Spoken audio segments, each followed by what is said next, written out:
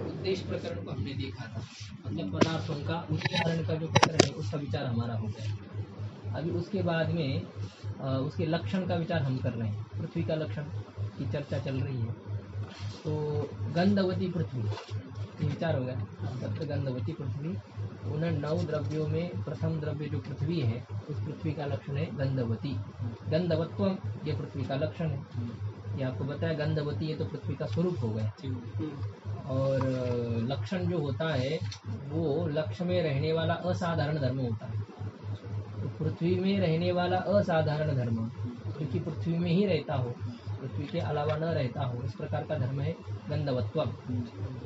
गंधवत्वम ये पृथ्वी का लक्षण है, इस प्रकार से विचार किया गया। अब वह जो पृथ्वी है सात विविधा, वह पृथ्वी 2 प्रकार की है, नित्या अनित्याच। नित्य पृथ्वी और अनित्य पृथ्वी, ऐसे 2 प्रकार हो जाते हैं उसमें। आप जितने पृथ्वी को देख रहे हैं ना, ये सब अनित्य पृथ्वी है, कार्य रूपा पृथ्वी है। नित्य पृथ्वी को आप देख नहीं सकते हैं क्योंकि परमाणु रूप है, अत्यंत सूक्ष्म है।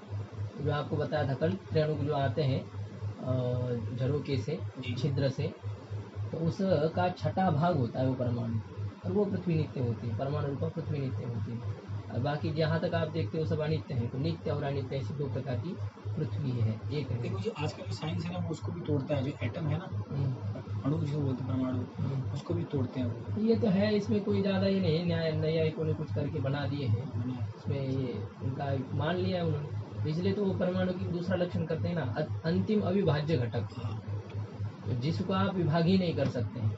अच्छा, विज्ञान चाहे जहाँ तक जाएगा तो नहीं कहेंगे हाँ उसी को हम अणु कहते हैं जितने आप विभाग करेंगे। ये तो हमने एक आपको प्रारंभ में बता दिया कि त्रिणु का छठा भाग, उस त्रिणु के छठे भाग का भी यदि आप विभाग करते हो तो भी हमारा परमाणु है वो। अणु रेणु ऐसा कुछ करते हैं, इसको रेणु कहते हैं ना, त्रिणु को। ये तो तोड़ते हैं, उसमें 2 भाग, उसमें 3 चीज निकलती हैं, इलेक्ट्रॉन, प्रोटॉन और न्यूट्रॉन। तो वो जी उसको एक में रहता है न्यूक्लियस, उसको भी जब तोड़ते हैं ना तो उसमें फिर निकलते हैं क्वार्क्स, बोलते हैं क्वार्क्स। फिर उसको भी तोड़ते हैं तो फिर निकलते हैं टेट्रा क्वार्क्स, उसको भी तोड़ते हैं फिर निकलते हैं पेंटा क्वार्क्स, उसको भी तोड़ते हैं। तो अभी एक आया था 3-4 साल पहले, एक आया था, रिसर्च आया था, बोलते हैं उसी को जो वैज्ञानिक है, मतलब आखिरी वहीं तक पहुंचे, उसको बोलते हैं ये गॉड पार्टिकल है, मतलब भगवान का कण यही है, मतलब भगवान इसी रूप में दिखाई देते हैं, ऐसा वो वैज्ञानिक बोलते हैं। परमाणु ही भगवान का शरीर है, से किसी का कहना नहीं है में होते हैं परमाणु परमात्मा। तो चलिए ऐसा है, ये नित्य जो पृथ्वी है वो कौन सी नित्य पृथ्वी? नित्या परमाणु रूपा, परमाणु स्वरूप जो पृथ्वी है वो पृथ्वी नित्य पृथ्वी है। और अनित्या कार्य रूपा, कार्य रूपा जो पृथ्वी है वह नित्य है। अब जो कार्य रूपा पृथ्वी है उसमें फिर 3 प्रकार है। नित्य पृथ्वी में 3 प्रकार नहीं, कार्य रूप जो पृथ्वी, उस कार्य रूपा पृथ्वी में 3 प्रकार है। वो कौन से 3 प्रकार हैं? तो कहते शरीर, इंद्रिय और विषय के भेद से ये पृथ्वी 3 प्रकार की हो जाती है। कौन सी? कार्य रूपा की? कार्य रूपा पृथ्वी, वो तो एक ही है, वो तो एक ही परमाणु ही है, ठीक है, उसमें क्या अलग नहीं हो, विशेष नहीं है। इसमें कार्य में कोई शरीरात्मक पृथ्वी है, कोई इंद्रियात्मक पृथ्वी है और कोई विषय स्वरूप पृथ्वी है, ऐसी होती है। तो तीनों का अलग अलग स्वरूप है। शरीर तो ये हमारे हैं जो हम देखते हैं, और विषय क्या चीज़ होती है? विषय किसको कहते हैं? तो शरीर और इंद्रिय से भिन्न होकर के जो उपभोग का साधन है उसको विषय कहते हैं। ये जो है ना, अभी देखिए शरीर और इंद्रिय से भिन्न ये पदार्थ, और हमारे उपभोग का साधन है, भोगने का साधन, उपकरण है, इसको विषय कहेंगे। ये सब ये पुस्तक भी एक विषय हो जाएगा। जितने पदार्थ हम देखते हैं जो कि हमारे शरीर और इंद्रिय से भिन्न है उसको विषय कोटि में लेना है। और ये शरीर और उसमें जो इंद्रिय होता है, पार्थिव इंद्रिय तो पूरे नहीं है, पृथ्वी का इंद्रिय है घ्राणेन्द्रिय, घ्राणेन्द्रिय और ये स्थूल शरीर, शरीर हो गए। शरीर तो एक शरीरात्मक पृथ्वी हो गई, इंद्रिय जो घ्राण है तो इंद्रियात्मक पृथ्वी हो गई, और बाकी जितने पदार्थ आप देख रहे हैं ये है विषय रूपा पृथ्वी। देख रहे हैं मतलब आप जल भी देख रहे हैं तो वो पृथ्वी नहीं है। गंगा जी को जो देख रहे हैं वो पृथ्वी नहीं है, तो जल ही है। भले उसमें पृथ्वी की मात्रा है और इसमें भी जल की मात्रा है, लेकिन आप इसको पृथ्वी कहते हैं क्योंकि पृथ्वी की मात्रा अधिक है इसमें, और उसमें जल की मात्रा अधिक, तो उसको पांचभौतिक इसको कहते हैं। पांचभौतिक पृथ्वी है और वो पांचभौतिक जल है। पंचीकृत पृथ्वी और पंचीकृत जल उसको कहेंगे, मिश्रण हो चुका है 5 भूतों का, और उसी को हम देख रहे हैं। और जो सूक्ष्म है तो उसी को वेदांत मत में जो कहेंगे, इनको ये परमाणु का ऐसा कहेंगे, वेदांत में उसको कहेंगे अपांचभौतिक महाभूत। तो पंचीकृत नहीं, अपंचीकृत महाभूत, अपंचीकृत पृथ्वी, अपंचीकृत जल, अपंचीकृत तेज, अपंचीकृत वायु, अपंचीकृत आकाश, जो सूक्ष्म थे उसमें किसी का मिश्रण नहीं किया गया था, इस प्रकार का जो पंचीकरण हुआ है, पंचीकरण हो गया तो फिर ये विषय बन गया। अब यह है जिसका हम अनुभव करने लगे, ये पंचीकृत हो गया इस प्रकार से। इसको देखिए ये भी कहते हैं तन्मात्रा कहते हैं सांख्य मत में, जो सूक्ष्म है ना, जिसको नैयायिक परमाणु कहेंगे उसको वे तन्मात्रा कहेंगे। अच्छा, पंच तन्मात्रा जैसे शब्द तन्मात्रा, स्पर्श तन्मात्रा, रूप तन्मात्रा, रस तन्मात्रा, गंध तन्मात्रा। तो तन्मात्रा का मतलब वही है जो जिसको अपंचीकृत भूत कहेंगे। रूप तन्मात्रा का मतलब होता है तेज, अपंचीकृत तेज। गंध तन्मात्रा का मतलब होता है अपंचीकृत पृथ्वी। शब्द तन्मात्रा का मतलब होता है अपंचीकृत आकाश। ऐसे वो अपने अपने शास्त्रकारों की भाषा होती है, उसी चीज़ को बताने के लिए वो इस प्रकार के शब्द का प्रयोग करेंगे, वो उस प्रकार के शब्द का प्रयोग करेंगे, परिभाषा इसको कहते हैं। ठीक है।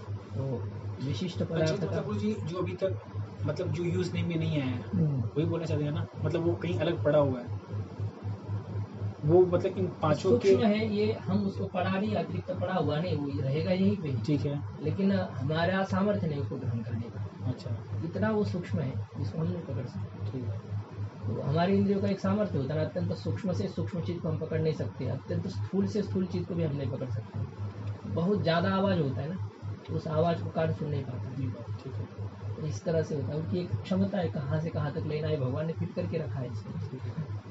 जो कितना लेना है, बिजली में जैसे नहीं रहता है, कुछ ऐसा वो मशीन लगाते हैं जिससे ज़्यादा वोल्टेज आ जाता है तो वो मैनेज कर लेता है, उसको बराबर कर लेता है। तो कम ज़्यादा हो जाता है तो उसको रखता है, तो फिर तो उड़ जाएंगे, बल्ब उड़ जाएंगे। इस तरह से ये हमारे बैठे हुए हैं, इसमें अपने आप ही प्रकृति से ही ये अपने जितना चाहिए उतना हम ले लेते हैं। तो उसमें भी अतिरिक्त किया जाता है, कुछ होता है उसका भी परिणाम तो होगा। वो मशीन तो मशीन ही होती है ना। तो ये कार्य रूपा पृथ्वी अनित्य पृथ्वी है, और उस कार्य रूपा पृथ्वी में 3 प्रकार किए गए, शरीर, इंद्रिय और विषय के भेद से। तो शरीर कौन सा है, बोले अस्मद आदि नाम, अस्मद आदि रेशम, हम आदि में है जिनके, हम ये जो ना हम शरीरधारी, ये आदि में है जिनके, इत्यादि जो शरीर होते हैं, पक्षी के शरीर हो गए, और जितने हैं इस जगत में, पशुओं के शरीर हो गए, मनुष्यों के शरीर, और जितने चेतन जीव जितने हैं यहाँ पर, ये सभी के जो शरीर है वो पार्थिव शरीर है, उनको कहते हैं। पृथ्वी से बने हुए ये शरीर है, इसमें पृथ्वी की ज़्यादा मात्रा रहती है, इसलिए गंध आदि किसमें ज़्यादा होता है। इसमें 2-4 दिन स्नान न करने पर बदबू आ जाती है, क्योंकि पृथ्वी का बना हुआ है ना। और वही देवताओं का शरीर होता है, उसमें क्या है, चाहे जितने दिन तक स्नान नहीं करेंगे तो भी बदबू नहीं आएगी। इस प्रकार से योगी लोग जो रहते हैं ना, ऐसे तेजस्वी उनका शरीर होता है, पृथ्वी की मात्रा उनकी जल जाती है, जल की मात्रा भी जल जाती है, कुंडलिनी शक्ति का जागृत हो जाती तब कहते हैं। तो उस समय उनका गंध नहीं आता है, फिर कितने दिन तक वो समाधि में रहते हैं। तो गंध तो आनी चाहिए, शरीर है, शरीर का धर्म है, लेकिन नहीं आता है। क्यों नहीं आता है, क्योंकि पृथ्वी का भाग वो कट गया, वो जल जाता है, उनके अंदर का जो तेज रहता है ना तप का, उससे वो हो जाता है। तो हमारे लोगों का जो शरीर है तो पार्थिव शरीर कहते हैं।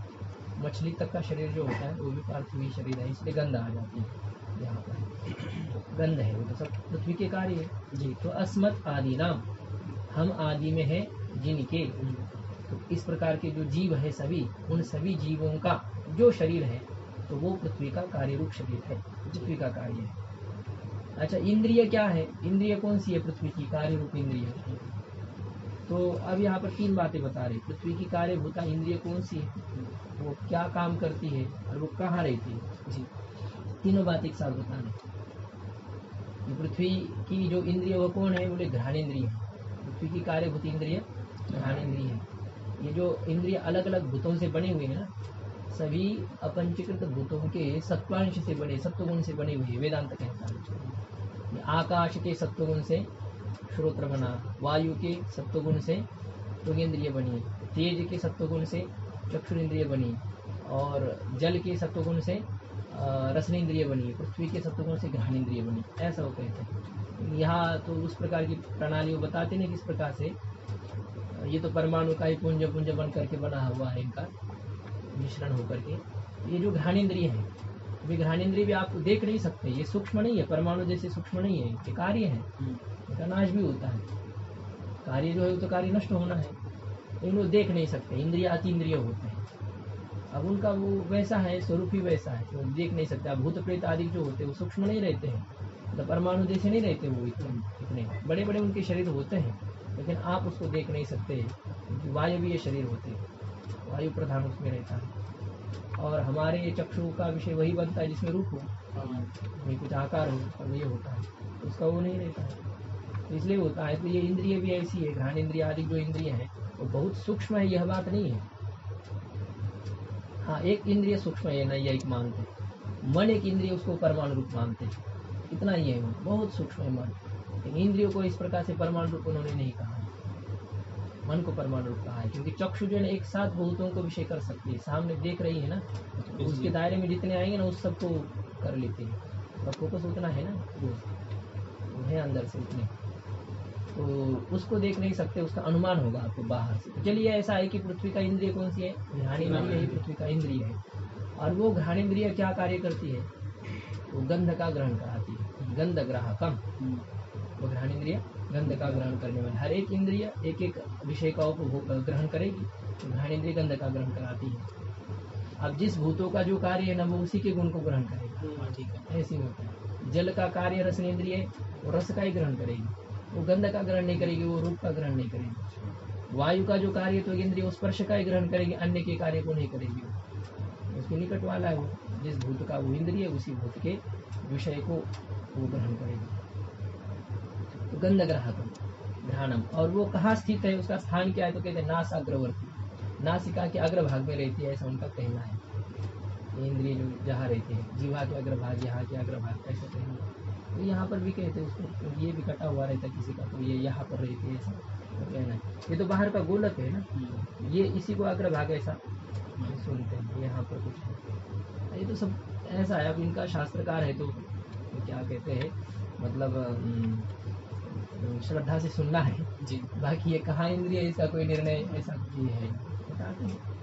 और है भी जो वस्तु दृश्य नहीं होती ना, तो उस वस्तु को जैसे शास्त्रकार कहते वैसे मान लेना, ये ऐसी वैसी ठीक है, उनको मान लीजिए, फिर हम कहाँ सिद्ध कर पाएंगे, यहाँ है, उसमें है, जहाँ है वहाँ है, और उससे कुछ बिगड़ता भी नहीं है। कहाँ पर आपने निर्णय करने से क्या मिलेगा, आपको ज़्यादा कुछ मिलता नहीं इसमें, कहाँ कदम तक के परीक्षण के समान है, कौवे के दांत गिनने से क्या मतलब। नासिका के अग्रभाग में रहती है घ्राणेन्द्रिय जो होती है। तो ये तीन बातें यहाँ पर बताई गई, पृथ्वी का इंद्रिय, और वो किस विषय का ग्रहण करता है, और उसका स्थान क्या है, स्थान बताएं। अच्छा, विषय क्या है पृथ्वी का, विषय भूता जो पृथ्वी है ना वो कौन सी है, मृत पाषाण आदि, मिट्टी पत्थर आदि जो है, ये जितने बर्तन आदि जो बने हुए हैं ये पृथ्वी के विषय वो दिख रहे हैं, समझिए इसको विषय ऐसा कहेंगे। अब ये शरीर और इंद्रिय भी एक विषय ही होते हैं। आपके शरीर को मैं देख रहा हूँ, तो मेरा विषय हो रहा है ना, ये भी एक विषय होता है, लेकिन इन्होंने एक अलग कर दिया थोड़ा सा, उसमें अवान्तर भेद कर दिया, तक्र कौंडिन्य न्याय इसको कहते हैं। थोड़ा सा उसमें एक थोड़ी सी भेद को देख करके, ज़्यादा भेद नहीं, सब एक ही है। वशिष्ठ ब्राह्मण न्याय हो जाता, तक्र कौंडिन्य न्याय, थोड़ा सा भेद करते इसमें। वशिष्ठ ब्राह्मण यानी क्या, ब्राह्मण कहने से वशिष्ठ आ गए, लेकिन तब भी वशिष्ठ को अलग वहाँ पर कहते कि वशिष्ठ जी आए या नहीं आए, ऐसा क्यों कहा जाता है, तो ब्राह्मण विशेष है, इसलिए उनको अलग बोला जाता है। ऐसे है ये, तो ये विषय ही है, इंद्रिय भी विषय है, शरीर भी विषय है, लेकिन एक थोड़ा से अच्छे क्वालिटी के विषय है, इसलिए इनको अलग रूप से गिनाया जाता है, अलग किया जाता है, ऐसे होता है। ये विषय मृत पाषाण, ये टीका में से विचार आता है, इनके लक्षणों का जब आप विचार करेंगे ना तो फिर ये विचार निकलेगा इससे। वृद्धि करने के लिए, ऐसे विस्तार करने के लिए ग्रंथ का ऐसे उसमें किए जाते, विभाग करेंगे, जो कि कुछ एक कहने से ही सब कुछ आ रहे थे, तीनों का ग्रहण हो रहा था। कार्य रूपा पृथ्वी में तीन प्रकार करने की जरूरत नहीं थी, एक विषय प्रकार कर देते हैं, हो जाता विषय, शरीर रूप भी विषय, इंद्रिय भी विषय है और विषय भी विषय है, लेकिन ऐसे समझने के लिए ऐसे कर लेते हैं। ये हो गया पृथ्वी का विचार हमारा। अभी दूसरा द्रव्य है जल, जल का क्या लक्षण है और जल के कितने प्रकार है इसको बताते हैं। जल का लक्षण है शीत स्पर्शवत्य आपः, ता द्विविधाः, नित्या अनित्याश्च, नित्याः परमाणुरूपाः, अनित्याः कार्यरूपाः, पुनस्त्रिविधाः पुनस्त्रिविधाः शरीरेन्द्रिय विषय भेदात् शरीरेन्द्रिये विषयभेदात् शरीरं वरुणलोके शरीरं वरुणलोके इन्द्रियं रसग्राहकं रसनं जिह्वाग्रवर्ती इन्द्रियं रसग्राहकं रसनं जिह्वाग्रवर्ती विषयः सरित्समुद्रादिः विषयः सरित्समुद्रादिः। तो जल का लक्षण है। अब जल का क्या नाम है? अप शब्द है। आप ये क्या है? एक वचन है द्विवचन है? बहुवचन है। एक वचन क्या बनेगा? नित्य बहुवचन। आप शब्द नित्य बहुवचन, जिसमें एक वचन नहीं बनता है। आप द्वितीय का बहुवचन क्या बनेगा? द्वितीय का बहुवचन ये क्या है? प्रथमा का बहुवचन है द्वितीय का, द्वितीय का बहुवचन क्या बनेगा?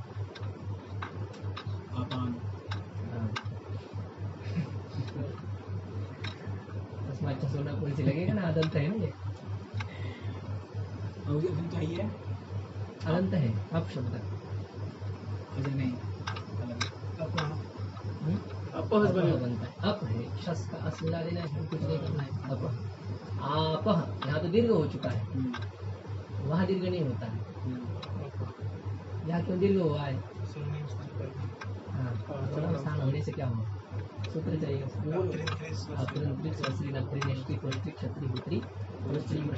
नाम इससे ये होता है, हो जाता है। तो आप इस प्रकार से बना।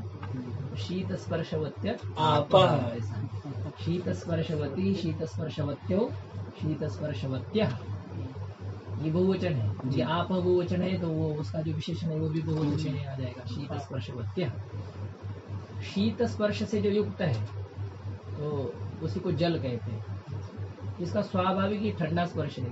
ये शीत स्पर्श भी एक नैमित्तिक शीत स्पर्श पृथ्वी में भी रहेगा किसी निमित्त से, लेकिन उसका स्वभाव नहीं है, पृथ्वी का स्वभाव नहीं शीत स्पर्श।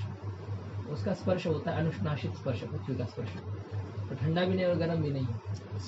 हाँ, वायु और पृथ्वी का यह स्पर्श रहता है, ठंडी भी नहीं गर्म भी नहीं होती। कभी आपको पृथ्वी गर्म लगती है, कोई पत्थर गर्म लगता है तो वो किसी उष्ण पदार्थ के संपर्क के कारण से, उसका वो स्वभाव नहीं है। और वो पत्थर ठंडा लगता है तो वो भी किसी ठंडे पदार्थ के संबंध के कारण, वो स्वभाव से ठंडा नहीं है। और जल कभी गर्म दिखाई देती है तो किसी अग्नि के संपर्क से वो गर्म है, थोड़ी देर तक उसको रखेंगे वो अपने अपने स्वभाव में आ जाएगा। तो उसका स्वभाव है शीत स्पर्श से युक्त होना। और यही टीका में विचार करेंगे समवाय संबंध शीत स्पर्श बनते हैं, जो नित्य ही शीत स्पर्श वाली है, उसमें समवाय शीत स्पर्श हमेशा रहता है स्वभाव। हाँ, ठंडा स्पर्श सब रहता है। नहीं, शीत ठंडा ही स्पर्श है। अब ठंडा आप उसको ये बर्फ मत मान लीजिए, ठीक है, तो वहाँ तक जाने की जरूरत नहीं है। ठीक है, लेकिन गर्म नहीं है। हाँ, गर्म तो जैसे उष्ण पदार्थ रहता है उस प्रकार से पृथ्वी का जो ये इसका जो स्पर्श है। अब अभी देखिए ना, अभी के तापमान में आप विचार कीजिए, इस पृथ्वी को आप छुएंगे पुस्तक को, ठीक है, और अभी जल को स्पर्श करेंगे। जो नॉर्मल जल है, जो जिसका आता है, नल का आता है, तो दोनों में अंतर आएगा कोई स्पर्श में? इसका स्पर्श, इसका ठंडा रहेगा, उसका ठंडा रहेगा। नहीं, वो इसलिए ना क्योंकि वो जो पानी आ रहा है ना, पानी तुम्हारी गंगा जी का लिया जा रहा है, और गंगा जी ऊपर से जो आ रही है वो बर्फीला पानी है, पानी ठंडा है। गंगा जी का मत लीजिए, इसलिए तो मैं तो नल का बोला था ना। तो नहीं, ये पानी भी जो आ रहा है, ये पानी भी जो आ रहा है, ये कहाँ से आ रहा है? पानी तो यही ना लिया गया ऊपर में, टंकी बना के। आप जहाँ आप बहुत कुछ दूर से संपर्क लाएंगे तो कहाँ का उचल जाएगा। चलिए बावड़ी का जल लीजिए, हाँ, बावड़ी वो भी रहता है, वो तो ठंडा ही रहता है इसकी अपेक्षा से।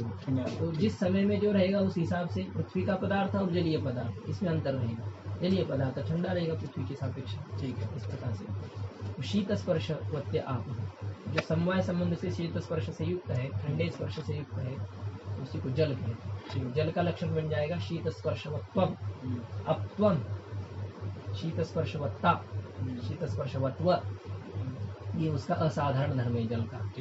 जल में ही रहेगा, समवाय संबंध से जल में ही रहेगा, और दूसरे में जो दिखाई देगा वो इसके संपर्क से दिखाई देगा, जल के सानिध्य के कारण से उसमें ठंडापन है, ठीक है, ऐसा ही होता है। वायु ठंडी इसलिए लगती है गंगा जी के तट पर, क्योंकि वो गंगा जी से संपृक्त होकर के वो जो होते हैं ना, उसके जलकण जो होते हैं तृण, उसमें रहते हैं वायु में, इसलिए ठंडी लग रही है। और वही हम ऊपर जाते हैं तो बहुत गर्म वायु लगती है, यहाँ ठंडी और वहाँ गर्म कैसे होगा? यहाँ जल के स्पर्श से युक्त होकर के वो मिश्रित रहता है उसमें, इसलिए होता है। तो और किसी पृथ्वी, तेज, वायु में ऐसा सामर्थ्य नहीं है शीत स्पर्श से, उनका स्वरूप नहीं, स्वभाव नहीं है, जल के संपर्क से होता है उसमें जो। अच्छा, जल में गंध भी नहीं रहता है, जो गंध जल में जो गंध आपको दिखाई देता है वो जल का नहीं होता, पृथ्वी का गंध होता है, पृथ्वी के मिश्रण से उसमें गंध है। ठीक है। तो शीत स्पर्शवत्य आप, शीत स्पर्श से युक्त है उसको आप कहते हैं, वो जल का स्वरूप है और शीत स्पर्शवत्तम जल का लक्षण है। ताह द्विविधाः, ताह साते ताह, तो अप शब्द स्त्रीलिंग है इसलिए सब स्त्रीलिंग का प्रयोग कर रहे हैं। ताह द्विविधाः, वो दो प्रकार के हैं, जल दो प्रकार के हैं, नित्याप और अनित्याप। नित्याः आपः, अनित्याः च आपः। नित्य अप और अनित्य अप, इस प्रकार से पहले जैसे दो प्रकार की है। उसमें नित्य जल कौन सा है, बोले नित्य परमाणु रूपा, परमाणु रूप जो जल है वह नित्य है, और कार्य रूप जल जो है वह अनित्य है। और उसमें फिर तीन प्रकार है, पुनः त्रिविधा। कार्य रूप जल में फिर तीन प्रकार है, शरीर, इंद्रिय और विषय के भेद से। पहले जैसे शरीरंच इंद्रियंच विषयानि च, शरीर इंद्रिय विषयानि, तेषां भेदः शरीर इंद्रिय विषय भेदः, तस्मात् शरीर इंद्रिय विषय भेदात् से होता है। ये जो आपका एक नियम है ना व्याकरण का, द्वंद्वादौ द्वंद्वान्ते च श्रूयमाणं पदम प्रत्येकम अभिसंबध्यते। द्वंद्व समास के आदि में और द्वंद्व समास के अंत में जो पद रहता है उसका सबके साथ अन्वय होता है, सबके साथ संबंध होता है। उसका एक उदाहरण देखिए, क्या द्वंद्व समास किया गया, शरीरम इंद्रियम विषयंच, शरीरंच विषयंच इंद्रियंच विषयंच, शरीर इंद्रिय विषयानि, द्वंद्व समास हो गया। इस द्वंद्व समास के अंत में पद आया भेद। अंत का मतलब उस समास का घटक नहीं समझना है उसको। इस द्वंद्व समास करने के बाद में जब आप दूसरा समास करने जा रहे हैं तो वह जो पद होता है उसका इसकी प्रत्येक के साथ अन्वय हो जाएगा। तो तेषाम भेदः, शरीर इंद्रिय विषयानि और तेषाम भेद, ये षष्ठी समास जो आपने किया इसके बाद में, द्वंद्व के बाद में, वो द्वंद्व के बाद में पद आया वो भेद पद, षष्ठी समास के माध्यम से बाद में आया हुआ जो पद है उस भेद पद का प्रत्येक के साथ आप संबंध करेंगे। तो मतलब अर्थ ये हो जाएगा, शरीर के भेद से, इंद्रिय के भेद से और विषय के भेद से, तो भेद का तीनों के साथ संबंध हो जाएगा, क्योंकि ये द्वंद्व के अंत में सुना गया पद है। द्वंद्वान्ते श्रूयमाणं पदम, द्वंद्व के अंत में सुना गया जो पद, उसका प्रत्येक के साथ संबंध है शरीर, इंद्रिय और विषय के भेद से। शरीर क्या है, शरीरम वरुण लोके, शरीर यहाँ पर नहीं है, हमारा शरीर जलीय शरीर नहीं होता है, वरुण लोक का शरीर जलीय शरीर होता है, जो जल में भीगता नहीं है, गीलापन जैसा जो होता है उसमें वैसा ही रहता है। जलीय जो जलीय देवता जो रहते हैं उनके जो शरीर होते हैं, वरुण लोक में इसी प्रकार के शरीर रहेंगे। इसमें जल की मात्रा की अधिकता होती है, हमारी जैसे पृथ्वी की मात्रा की अधिकता है, उनकी जल की मात्रा की अधिकता रहती है उनके शरीरों में। वरुण लोके, वरुण लोक में शरीर रहता है, जलीय जो शरीर रहेंगे वहाँ पर रहेंगे। अन्य भूतों की मात्रा रहेंगी कम रहेगी, जल की मात्रा अधिक रहेगी, इस प्रकार के होते हैं। अब कैसे वो रहते, कैसे चलते, कैसे खाते, वो तो सब वो वही देख लीजिए, मतलब वही जाने, हमने तो उसको देखा नहीं, हम लोग नहीं हुआ किस प्रकार से उनका चलना डुलना, जल में कैसे चलना हुआ। लेकिन जी इस शरीर के विषय में जैसे आपने बताया कि यह हम लोग सुनते भी हैं कि पृथ्वी का कदर तो अधिक है, लेकिन जो विज्ञान है वो तो बोलता है कि 80% पानी है, 80% शरीर में पानी है हमारे यहाँ। इस शरीर का जितना वजन है ना उसका जो 80% है वो जल है। हड्डियों का वजन नहीं होता है, पूरी आप जब भी जलाएंगे ना, मैं इस शरीर को जब जलाएंगे आप, तो जो भी भाप बन के निकल रहा है वो तो सब जल ही अंश निकल रहा है, जो राख अंश में बचेगी वही मिट्टी तत्व है। और तो उसको जला करके कम होगा, जलाने से किसी का भी वजन कम ही हो जाता है। तो जो गायब है वो गायब कौन सा अंश हुआ, वो तो उसमें से जल भी हो गया, वायु भी हो गया, सभी तत्व चले जाते हैं। तो जी शरीर ये गंध आदि के हिसाब से उसको ऐसा कहा जाता है, हड्डी है और वो तो मांस है, जल भी है, इसमें तो रहता है, वजन के हिसाब से भले ले लीजिए, इसको हो सकता है आपका विज्ञान जो कह रहा है, लेकिन जो जितने आपके शरीर के पार्ट है ना, घटक है ना, ज़्यादातर पृथ्वी से बने हुए हैं। जैसे तो खून है, खून में भी पृथ्वी की मात्रा ज़्यादा रहेगी, नहीं जल अधिक है, जल है, जल के पीछे दूसरे नंबर पर जो रहेगा हमेशा पृथ्वी रहेगा, इसको लेकर के सब होता है। मांस आदि भी तो पृथ्वी में ही रहेगा, जल भले रहता है उसमें, लेकिन पृथ्वी भी बहुत ज़्यादा मिश्रित रहती है। और वैसे ये जो बताया ना आपको, ये सब 25 तत्वों से बना हुआ है शरीर जो है। तो इसमें कोई ऐसा भाग है शरीर में जिसमें जल की मात्रा ज़्यादा ही है, पृथ्वी की अपेक्षा से जल की मात्रा ज़्यादा है खून में। हाँ ठीक है।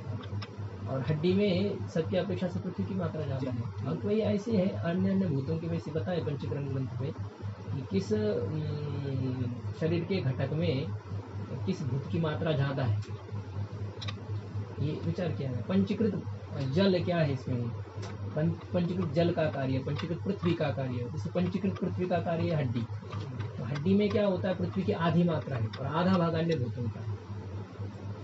और खून में इसी प्रकार के आधा मात्रा जल का है और आधा भाग चारों भूतों का है। तो ऐसे ऐसे ये आप देखते हैं, वो जैसा शरीर ये कहता होगा विज्ञान जिस प्रकार से। अब इसमें तो पृथ्वी की मात्रा, इसको पार्थिव शरीर इसको कहते, पृथ्वी से बना हुआ है कहा जाता है। आप ये भी देखिए कि हम लोग जो आहार लेते हैं मुझे ना, उसका तो बहुत गुना अधिक पानी पीते हैं। 8 लोग दिन में लेते होंगे 1 लीटर, तो 1 किलो खाते होंगे, और पानी हम लोग कम से कम पीते हैं 4-5 किलो पानी पीते हैं, 4 किलो पानी पीते हैं। पोषक तो है ही, जल को पोषक रूप से ले लीजिए, इसमें पृथ्वी भी रहती है। जैसे जो लोग जलीय आहार करने वाले, वहाँ का जो जिस प्रकार का उनका आहार अधिक रहेगा जी, उस प्रकार का हमारा नहीं रहता है। अपेक्षाकृत तो पृथ्वी की मात्रा ज़्यादा है हमारे, ऐसे समझ अन्य जो होते हैं। यहाँ पर हमारा खान पान जो होता है पृथ्वी के मात्रा से भरा हुआ है ज़्यादा। मछली आदि जो रहता है ना, वो भले ही वो पार्थिव शरीर है, लेकिन उनका खाद्य पदार्थ में जल की मात्रा ज़्यादा रहेगी, उसमें वो ज़्यादा ऐसे खाना उनका क्या होता है, वही थोड़ा कीट आदि जो कुछ रहेंगे उतना खाते, या एक मछली दूसरी मछली को खाएगी, उसमें ज़्यादा भी पृथ्वी की ये नहीं रहती। तो गंध को देख करके उसको पृथ्वी समझना है, गंध की अधिकता है तो पृथ्वी है इस तरह से। जल भले ही मात्रा में अधिक हो, लेकिन अधिक होने मात्रा से उसका काम नहीं चलेगा, ज़्यादा चलती किसकी है उसके ऊपर निर्भर करेगा। गंध ज़्यादा छोड़ता है ना, खून आदि में भी गंदगी ही ये सब रहता है, थोड़ी देर हो जाती तो खून का गंध आने लग जाता है बाहर का जो होता है। तो इसका मतलब पृथ्वी अपना प्रभाव है पृथ्वी का यहाँ, इस कारण से जल का अपना देश नहीं है, प्रभाव उसका है नहीं यहाँ पर ज़्यादा। तो वरुण लोक में ये शरीर है जल का जो है। और इंद्रिय रसग्राहकम, रसनम जीवाग्रवण, तो इंद्रिय है इसका रसन इंद्रिय, जल का कार्य भूता इंद्रिय है रसन इंद्रिय, और वो रस का ग्रहण करती है रसन इंद्रिय।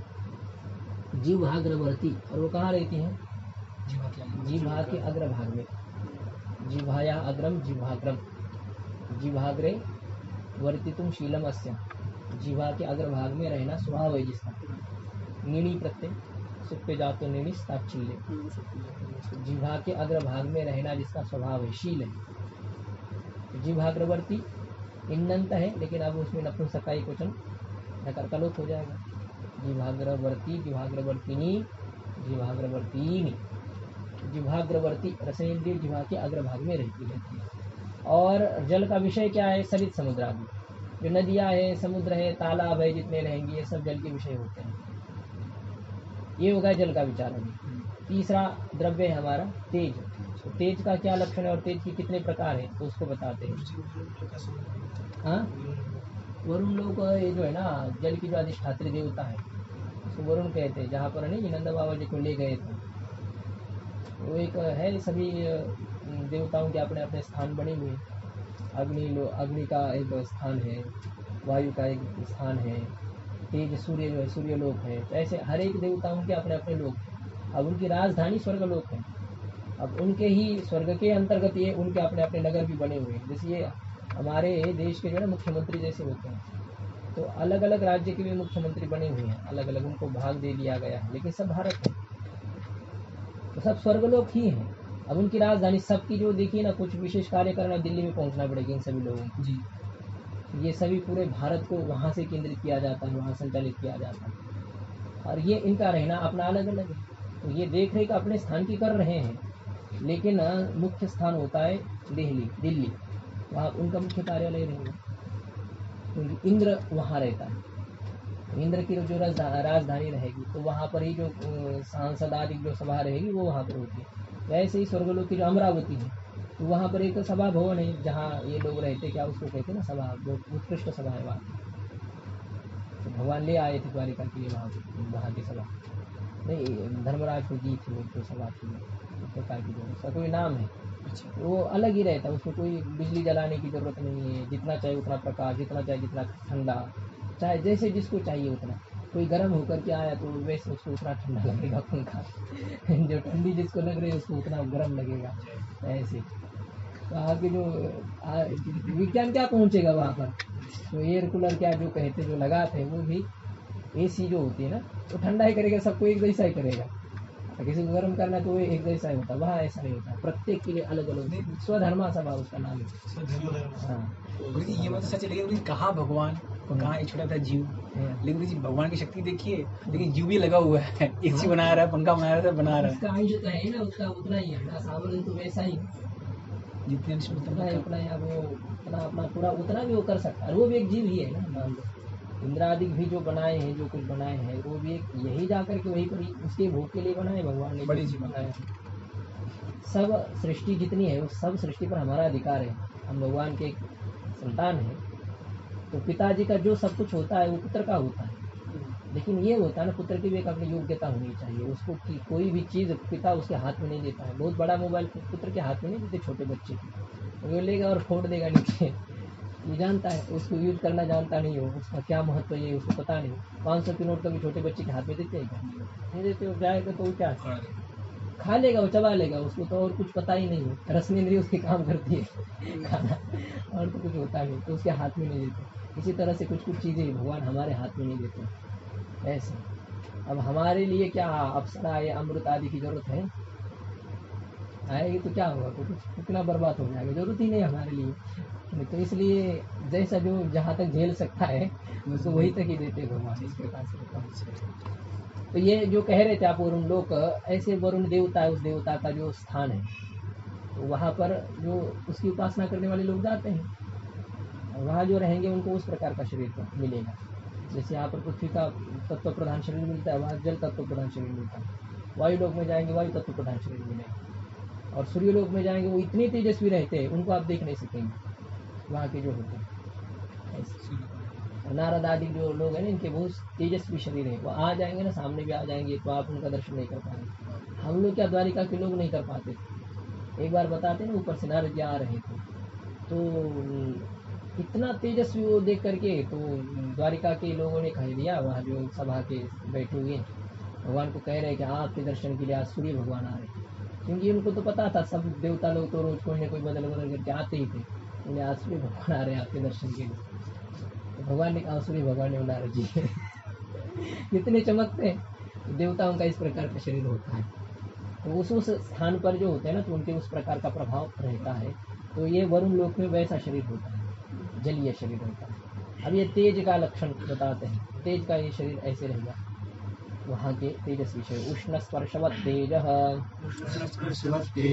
तच्चद्विविधं नित्यमनित्यं च नित्यं परमाणुरूपम् अनित्यं कार्यरूपम् पुनस्त्रिविधं शरीरेन्द्रिय विषयभेदात् शरीरमादित्यलोके प्रसिद्धम् इंद्रियं रूपग्राहकं चक्षुः कृष्णताराग्रवर्ती विषयश्चतुर्विधः भौम दिव्योदर्याकरजभेदात् भौमं वह्नादिकम् अभिन्धनं दिव्यं विद्युदादि गुप्तस्य परिणाम हेतुर्दर्यम् आकरजं सुवर्णादि। अब ये तेज का लक्षण, तेज का क्या लक्षण है? उष्ण स्पर्शवत् तेज, उष्ण स्पर्शवत्व ये तेज का लक्षण है। अब इसका स्वभाव है, कभी आपको ठंडा नहीं मिल सकता। ये तो किसी के संपर्क से भी ठंडा नहीं होता है। जल तो किसी के संपर्क में आने पर गर्म होता है, लेकिन तेज कभी किसी के संपर्क में आने पर ठंडा नहीं होता। वो अपना रहता है। अग्नि को कभी ठंडा किया जा सकता है? थोड़ा बहुत मात्रा कर ठंडा कीजिए, नहीं किया जा सकता। हाँ, बर्तन आदि को आप ठंडा कर सकते हैं, जिसमें आपने अग्नि का संपर्क किया है उसको आपको थोड़ा सा ठंडा करना है। बहुत सब्जी बहुत गर्म है उसको आप ठंडा कर सकते हैं, तेज को ठंडा नहीं किया जा सकता। जिसमें दूसरे से मिश्रित है तो उसको भले ही ठंडा कर सकते हैं। ऐसे होता है, क्योंकि वो तो उसी का ही तेज है। सब्जी में तेज है ये नहीं, सब्जी का तेज नहीं, वो तो वो अग्नि का संपर्क से वो गर्म हो गया है। तो वो अग्नि के संपर्क से जो हो गया है, अब अग्नि का संपर्क आप हटा देंगे तो धीरे धीरे अग्नि वहाँ से हट जाएगी। ऐसा है, अग्नि अपने अपने स्वरूप पे चली जाती है। ये नहीं कि ठंडी हो रही है, सब्जी ठंडी हो रही है, सब्जी अपने स्वरूप में आ रही है। जिसका जैसा था वो गर्म हो गई थी किसी के माध्यम से, अब वो अपने अपने में आ जाएगी। इस तरह से तो वन्य हमेशा गर्म ही गर्म रहती है, उसको कभी ठंडा नहीं कर सकते, तो उसमें कोई ये नहीं लेती हो कभी भी। इसके ऐसे तो हम जैसे एग्जांपल की जाए, एसी वाला जो कमरा है, एसी वाले कमरे में अगर आप आग जलाएंगे तो आग गर्म ही रहेगी, चाहे आग जाए। जैसा है अब मिर्ची के खेत पे उसको लगा देंगे, मिठाई मिर्ची को गन्ने के खेत में डाल देंगे तो दिखाई रहेगा, तो उसका अपना स्वभाव है, इस प्रकार से होता है। अब स्वभाव कोई छोड़ते नहीं, बात तो है, जल भी अपना स्वभाव छोड़ता नहीं, लेकिन दूसरे के संपर्क में आने पर वो वैसा हो जाता है। चलो भाई आपके साथ चल रहे तो कोई बात नहीं, ऐसा है उदाहरण है, वैसे होता है ना। कोई ज़्यादा नियम नहीं है, तीखा खाते या नहीं खाते, भाई जैसा आता है वैसा खाते, तीखा तो तीखा, नहीं तो नहीं, तो जिस प्रकार से वैसे अपना कुछ नहीं। और ज़्यादा जैसे नौटंकी होती है तो उसके लिए बहुत परेशानी खुद उसको ही झेलनी पड़ती है, जहाँ कहा जाएगा। हाँ वो कर सकता है, उसका यदि वैसा हो गया है, स्थान बन गया है, तो वो लोग अपनी व्यवस्था करने में सक्षम हो जाते हैं। महंता भी तो उष्ण स्पर्शवत तेज, तेज का क्या लक्षण है? उष्ण स्पर्श से युक्त होना, उष्ण स्पर्शवत्वम ये तेज का लक्षण है। लक्षण है उसका वो असाधारण धर्म है। और उसके कितने भेद है? तो वह तेज दो प्रकार का, पहले जैसे नित्य तेज, अनित्य तेज। अनित्य तेज परमाणु रूप है, अनित्य तेज कार्य रूप है। और कार्य रूप तेज में फिर से तीन प्रकार है, पहले जैसे शरीर, इंद्रिय और विषय के भेद से। तो चार प्रकार के शरीर होते हैं, पार्थिव शरीर, जलीय शरीर, तेजस शरीर और वायवीय शरीर। चार प्रकार के शरीर होंगे, इंद्रिय भी चार प्रकार की हो जाती है। अब ये पांचवे जो भूत है ना आकाश, उस आकाश की जो इंद्रिय भले ही श्रोत्र है, लेकिन वो उसका कार्य रूप इंद्रिय नहीं है, उसका कार्य नहीं है, वो आकाश का स्वरूप ही है श्रोत्र। ये विचार आएगा उसमें। न्याय के अनुसार आकाश का कार्य नहीं है श्रोत्र, अपितु आकाश का स्वरूप ही है। यहाँ के आकाश को श्रोत्र कहते हैं। जो ये कर्ण षष्कुली है, तो इस षष्कुली के अंतर्गत मतलब ये जो आकार एक बना हुआ है ना, क्या दोने के जैसा जो आकार बना हुआ है, तो इसके अंदर जो आकाश है उस आकाश को ही श्रोत्र कहते हैं। तो श्रोत्र कोई आकाश का कार्य नहीं है, ऐसा नैयायिक का कहना है। अब वेदांत आदि शास्त्रों में तो आकाश का कार्य है, बन गया, उत्पन्न हो गया है उससे। इस आकाश को श्रोत्र नहीं कहते, इसके अंदर एक इंद्रिय रहती है, उस इंद्रिय को श्रोत्र कहते हैं। तो ऐसे ये जो है तीन प्रकार इसमें किए गए, शरीर, इंद्रिय और विषय के भेद से। ये शरीर कहाँ है? तो आदित्य लोक के प्रसिद्ध है। इसका तेज का शरीर इस लोक में नहीं आपको दिखाई देगा, सूर्य लोक में रहता है, प्रसिद्ध है। इंद्रियम रूप ग्राहकम चक्षु, और इसका इंद्रिय है रूप का ग्रहण करने वाली चक्षुर इंद्रिय। और ये कहाँ रहती है? तो कृष्ण तारा अग्रवर्ती, कृष्ण तारा के अग्रभाग में रहती। कृष्ण तारा जो एक सफेद रहता है ना, ये सफेद में मतलब ये जो ये है इसके अंतर्गत एक काली और रहती है, छोटी वाली काली जो रहती है, उसको कृष्ण तारा कहते हैं। जो जी आज की भाषा में बोलते हैं कॉर्निया बोलते हैं, काला तारा, कॉर्निया छोटा वाला। ये तो बड़ा है, इसके अंदर और छोटा वाला जो लेंस लगता है ना, हाँ, जब आँख ऑपरेशन होता है उसी में लगता है, उसी काले वाले में लगता है, इस तरह का। अब ये किसी हमारा तो इतना ज़्यादा दिखाई नहीं देगा, जो जिसकी आंखें पीली पीली होती है, सीताराम दादी जैसे, उनके बहुत सब दिखाई देगा। बिल्ली का जो होता है अंदर वाला जो होता है, वो कृष्ण तारा वो होता है। और उस कृष्ण तारा के अग्रभाग में ये चक्षु इंद्रिय रहती है, ऐसा उनका कहना है। बीचों बीच वो चक्षु इंद्रिय रहती है, इधर उधर चक्षु इंद्रिय वहीं पर ही रहती है। और ये जो विषय है अभी, ये तो हो गया तेज का कार्यभूत इंद्रिय, चक्षु इंद्रिय, इसलिए वो तेज का ही ग्रहण कर पाता, रूप का ही ग्रहण कर पाती है चक्षु। चक्षु गंध का ग्रहण नहीं कर सकती, चक्षु रस का ग्रहण नहीं कर सकती। अब इसका विषय जो है तेज का, वो चार प्रकार का है। विषय चतुर्विध। पहले विषय तो सामान्य रूप से बताए थे, मृत पाषाण आदि हो, सरित समुद्र आदि हो, जल के विषय, लेकिन इसके विषय अलग अलग है, जैसे इसमें अंतर है, अवान्तर भेद है, इसलिए इसमें चार प्रकार किए गए। भौम तेज, दिव्य तेज, उदर्य तेज और आकरज तेज। भौम, दिव्य, उदर्य, आकरज भेदात। ऐसे आकरे जायते कि आकरज, जो आकर खनिजा रहते ना, खान जिसको बोलते हैं मराठी में, सोने की खनी है या और किसी किसी की जो खनी रहती है ना, उस खनी में जो उत्पन्न होते हैं, खनी बोलते हैं हिंदी में क्या, खदान। और उस खदान में जो उत्पन्न होता है तेज, ये सुवर्ण तेज है, रजत भी तेज होता है। इसमें अन्य भूत भले ही रहते हैं, लेकिन ये इनके ही कार्य माने जाते हैं, तेज के ही कार्य होते हैं। उसको इसलिए क्या होता है, उसको जलाने से सोना जलता नहीं है, उसका अपना ही तेज का ही है ना। चाहे उसको चाहे जितना जलाएंगे ना, तो उसका जो हिंकस भाग है वो निकल जाता है, वो और तेजस्वी हो जाता है, अपने स्वरूप में और आ जाता है। इस तरह से होता है। तो सोना ये तेज का कार्य है, ऐसा करते हैं। हाँ, क्योंकि अगर वो किसी और का कार्य होता है तो वो जल जाता है, जल जाता है, इसीलिए तो वो उसी का स्वरूप इससे बच जाता है। उसका द्रव रूप जो होता है ना, वो जलता नहीं, वो पिघल जाता है, पिघलने पर भी वो जलता है। लेकिन फिर ऐसा कोई लोहा भी है, हाँ, ये लोहा है वो वो जलता नहीं। नहीं, उसको भी आप करेंगे ना तो जैसे होता है ना लिक्विड पानी की तरह, ऐसा हो जाएगा, पतला हो जाएगा। तो और अच्छा, इसमें 8 प्रकार है, वो धातु है ना, हाँ। 8 प्रकार के तेज बताए गए। हाँ, तो वो उसमें एक 8 साइज भी है, वो जो दूसरा पुस्तक उसमें होगा दिया, तो उसमें वो वहाँ वो 8 धातु है। प्रकार के सब बताए। तो इसका मतलब वो सुवर्ण रजत कांस्य, जो आपकी कोई टिप्पणी होगी कहीं पर लिखा है श्लोक, क्या है? सुवर्णम रजतम ताम्रम रीति कांस्यम तथा त्रपु शीशम कालायसं चैव अष्टौ लौहानि चक्षते। ये 8 प्रकार का लोहा इस प्रकार से कहते हैं।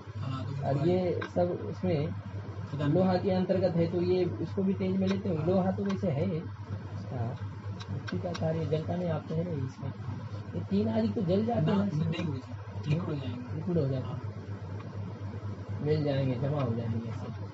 तीन तो चल सकता है, तो जो मेन लोहा होता है ना, जैसे कुटल बनाते हैं, खेती में जो काम करते हैं, एक वो जो ये जो कोलार का जो होता है लकड़ी फाड़ने वाला, ये जो ऊपर टीन लगा ना इधर में, ये तो टीन थोड़ी है, ये तो मतलब लोहे का है।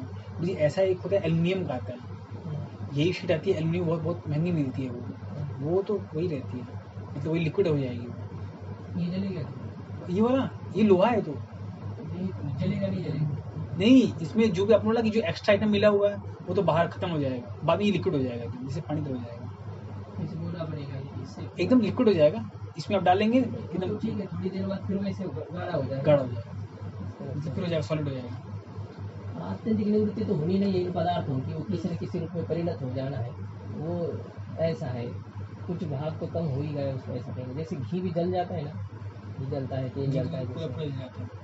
हाँ जलता है, दूध भी जल जाता है, इस तरह से उसमें जल जाना। अब उसको भी क्या कहेंगे, वो तो होगा वायु रूप हो गया, तेज रूप हो गया, इस तरह से कहेंगे। दूध का जो आइटम कुछ बचता रूप में भले परिणत हो, नहीं, लेकिन जल तो गया। दूध का जो आइटम जो बचता है ना, वो खोआ के रूप में जाता है, मावा जिसे बोलते हैं, मावा जिसे बना मिठाई बनती है, वो तो बचता ही है ना अंतिम में, बचाते हैं। हाँ उस तरह से बचता उसको, नहीं, अगर उसको भी भूने तो क्या होगा, हाँ तो जलाएंगे तो फिर वो भी जल हाँ वो तो जाएगा। खत्म हो जाएगा। तो इसी तरह से इसको भी कुछ ना कुछ होता है ना, बहुत ज्यादा हो गया तो जल गया सब। इसी प्रकार से कहेंगे उसका 3 रूपा समाप्त हो गया तो जल गया, ऐसा कहेंगे, 3 जल गए, सब हो गया। चलिए जैसा हो, ये तो इसमें 8 प्रकार का लोहा जब कह दिया, तो सोना भी एक प्रकार का लोहा ही है, तो आप भी उसको भी तेज का कार्य कह सकते हैं। तो इसका मतलब मुझे ये लोहा उसको मान रहे हैं, जो भी होता है ना खदान में, मतलब खदान से निकलने वाली जो भी चीजें हैं सबको लोहा मान रहे हैं। आप जितने हो सब लोहा लोहा। में, ठीक है। सोना है, उसमें अलग अलग प्रकार के रहेंगे, रजत रहेगा, तांबा रहेगा, रीति और कांस्य। रीति यानी ये जो होता है ना, ये इसके जैसा ही चांदी, जैसे नकली चांदी जो होती है हाँ, उसको क्या बोलते हैं, हम लोग क्या बोलते हैं, गिलेट, गिलेट बोलते हैं उसको। हमारे तक क्या बोलते हैं, हाँ, नकली चांदी के लिए गिलेट ही होता है। नकली बोलते हैं। नेकलेस तो वैसे जो हार होते हैं ना, हाँ, वो तो अलग। उसको बोलते हैं नेकलेस। नकली चांदी इस प्रकार से चमकती है, वो खाली इन होती नहीं, वो है। और कांस्य होता है, कांसा, कहाँ से? शीशा है, शीश जो है ना, जो लगाते जहाँ पानी नीचे नहीं जाए ऐसे, ये बहुत पक्का रहता है। शीशे का पहले बहुत बनाते थे, जो पानी में जो कुछ महल आदि बनते थे, शीशे के बनते। और काला ये संतुलित कृष्ण, जो अभी जो होता है, जो लकड़ी अपने कुल्हाड़ आदि के लिए जो रहता है, गाढ़ा जो लोहा होता है, वो घट्टा लोहा जो होता है, हथौड़ा आदि को जिसमें आप लोग कभी मुझे जब जाए दिल्ली जाएंगे ना, सब्बल आदि, दिल्ली में कभी आप जाए अवसर मिले या गए होंगे तो वहाँ गुरुजी एक वो है ना कुतुब मीनार है, तो वहाँ गुरुजी एक लोहा बहुत मोटा सा एक स्तंभ गड़ा है, वो कई 100 वर्ष हो गए, उसमें जंग नहीं लगती है। इतना फाइन लोहा उन्होंने पता नहीं कैसे बनाया है, वैसे खुले मैदान में है, और इतने सैकड़ों वर्षों से पानी हो रही है, धूप पड़ रहा है, पर उसमें जंग नहीं लगता है। इतनी अच्छी क्वालिटी का लोहा है। और ये भी यहाँ देखिए, कोई लोहा लगाते हैं, अगले दिन पूरा जंग पड़ेगा लेते हैं। पहले ऐसी क्वालिटी तो सबकी ऐसे मिश्रण किए न कई लोगों ने कर दिया है, प्रकृति में ऐसे मिश्रण बना करके उसकी क्वालिटी को घटा दिया। हर एक चीज़ को हमने घटा दिया, खाद्य पदार्थ जितने हैं, गैया हो गई, क्या तक कहे तो आदमी को घटा दिए, उसकी क्वालिटी घटी गई ना किसी तरह से, उसका मिश्रण से हो रहा है, तो ये ऐसे सब हो गया। तो ये है, चलिए क्या, 4 प्रकार का तेज, भौम तेज, दिव्य तेज, उदर्य तेज और आकरज तेज, ऐसे भेद से 4 प्रकार। भौम तेज कौन सा है? जो भूमि में होने वाला है, जो लकड़ी आदि से पैदा होता है ना, जो अग्नि, अच्छा तो उस अग्नि को ही भौम तेज कहते हैं। भूमौ भवम भौमम, पृथ्वी पर होने वाला जो भौम तेज कहते हैं। माचिस आदि में जो जैसा रहता है वन्य आदि। और अविंधनम तेज, अप ईंधनम यस्य तेजसः तत्तेज अविंधनम, जल ही जिसका ईंधन है। जल से जो होता है, ये बिजली आदि जो बनती है ना, जल से बनती है। जल से नहीं बनती है, जल से भी बनती है, तो ये तो ऊपर क्या है, जल केंद्र इतने उत्तराखंड में कहाँ से बिजली बनती है? वास्तव में पता है क्या करते हैं, जल से कुछ नहीं करते हैं, जल की जो शक्ति है ना, फोर्स, उसका प्रयोग करते हैं। जैसे नीचे एक लगा रहेगा छक्का, लगा रहेगा नीचे एक लगा रहेगा छक्का, उसके इतने इतने प्लेट से निकले रहते हैं, और ऊपर में पूरा बांध बना के रखा है बहुत ऊंचाई, वहाँ से पानी छोड़ते हैं। तो वो जो पानी है ना, वो ये पंखी इसकी है ना, पंखा इस पंखी पे गिरती है तो ये घूमता है, इसके घूमने से फिर बिजली पैदा होती है, ऐसा होता है। जो है वो तो जल कारण बना कि नहीं? जल कारण बना। जल की वजह से जो फोर्स है ना, उसका प्रयोग करते हैं। वो तो फोर्स हो चाहे जैसा हो, जल ही तेज रूप में परिणत हो रहा है, ये हम नहीं कहते। उसके द्वारा आपने बनाया कि नहीं बनाया, हाँ ठीक है, वही उसका ईंधन बना। हाँ मतलब जल की शक्ति को आपने उसमें बदल लिया बिजली में। रोटी किससे बनाए? वो लकड़ी से बनाए, लकड़ी से रोटी बनाए, लकड़ी उसमें कारण बनी कि नहीं? हाँ बने। तो इस तरह से जल के रूप में उसमें बनता नहीं, उसमें रोने के लिए नहीं है, आटे की बनेगी रोटी, तो इसमें होगा। तो निमित्त कारण जो होते हैं, हाँ, निमित्त वो प्रधान कारण नहीं होते हैं। अविंधनम, जल ही जिसका ईंधन है, तो उस तेज को कहते दिव्य तेज, विद्युत आदि। ये जो ऊपर की भी बिजली चमकती आदि है, वो भी ऐसे ही जल से ही होती है। और चौथा, ये तीसरा तेज है उदर्य तेज। उदरे भवम, शरीर अवयवात यथ, है ना, शरीर के अवयवाचक शब्दों से तत्र भव इसार्थम यत् प्रत्यय करेंगे। उदर्यम, उदरे भवम उदर्यम। कंठ्यम दंत्यम बनते ही नहीं, कंठेषु भवा कंठ्या, कंठ्यम कंठ्य दंत्य वर्णों को कहते हैं। हाँ, तो ये उदर में जो होने वाला है तेज, जठराग्नि, तो उसी को कहते हैं उदर्य तेज। उत्तस से परिणाम हेतु ये क्या काम करता है? खाए हुए अन्न के पचाने के प्रति कारण होता है। अन्न क्या, जल के भी पचाने के प्रति कारण, जल को भी पचाना पड़ता है। वो ठंडा जल आप पियेंगे ना, तो वो उसको पचाने के लिए शक्ति खर्चा होगी उसमें, और वो खर्चा किसी खून के माध्यम से पकाता है, तो खून चाहिए जठराग्नि को पकाने के लिए। तो वो कहीं से फिर यदि उसको ज़्यादा आपने उसके सामर्थ्य से ज़्यादा अतिरिक्त कर देते, ज़्यादा ठंडा पीते हैं या गर्म कर लेते हैं, तो उसका तो है नहीं जठराग्नि, वो उसको नहीं तपा सकती, उसको नहीं, वो रस रूप में परिणत नहीं कर पाती है, तो वो खून को खींच लेती है इधर उधर से, उसके सहायता से फिर वो कर लेती है, शक्ति उससे ले लेती है ऐसे। सर का, और सबसे ज़्यादा पहले खून चला जाता है सर का खून, वह चला जाता है, इसलिए सर दर्द आदि जो होते हैं इस वजह से होता है। ज़्यादा कैसे चीज़ें खा जाते हैं, तो उसकी वजह से होता है। तो ये है भुक्त से परिणाम हेतु, खाए हुए अन्न के पचाने के प्रति जो कारणीभूत तेज है, उसको उदर्य तेज कहते हैं। ये बहुत बच्चे आदि का जो है ना, अच्छा रहता है, सक्षम रहता है, तगड़ा रहता है, उसमें कोई असर समझ में नहीं आता, वो चलता रहता, कुछ भी खाएंगे, कैसे भी खाएंगे, उसका कुछ नहीं होता। कैसे खट्टे बेर खाते, कैसे खट्टे फल खा जाते, कुछ भी खाए, वो सब पचा लेती है, उनकी वो जठराग्नि बहुत तगड़ी रहती है उसमें। नहीं नया कोई भी इंजन होता है, वो उसमें बहुत सामर्थ्य रहता है ना, वो अच्छा कार्य करता है। नई गाड़ी में आप जिसमें 8 लोगों की सवारी के हिसाब से बिठाए, आप उसमें 20 भी बिठाएंगे ना, उतनी तेजी से दौड़ेगी, और उसका नया सामर्थ्य होता है। तो इसी प्रकार से ये होता है, जैसे जैसे बुढ़े होते जाएंगे उसका कम होता जाता है, तो अच्छी चीज़ भी पचाने के लायक नहीं रह पाते यदि उसका दुरुपयोग किया जाए उस चीज़ का। एक लोग को भी नहीं ले जाती है, ऐसी गाड़ियाँ बना लेते हैं और यहाँ बंद पड़ेगी, फिर उसको खींचो चला भगा करके फिर वहाँ तक चले जाएगी, फिर उसको भगा, जो पीछे वाला बैठा हुआ है ना, तो उसको ढकेलना पड़ता है। वो कहता है भाई मैं पैदल ही आता हूँ दूसरी बार ये ठीक नहीं, क्योंकि आधा किलोमीटर बैठना है और 1 किलोमीटर तुम्हारे पीछे ढकेलना है। तो भुक्त से परिणाम हेतु तो उदर्यम और आकरजम सुवर्णादि आकर से उत्पन्न होने वाला जो तेज है, तो आकरज, आकर खनि जो बताए, आकर खनि में जो उत्पन्न होता है। आपको आकर शब्द बन गया, लघु में भी आकर शब्द बनाया है, धातु से आकर है ना, अधिकरणार्थ में ये घाई प्रत्यय किया गया, तो आकार बनना चाहिए, वैसे कुछ है उसमें।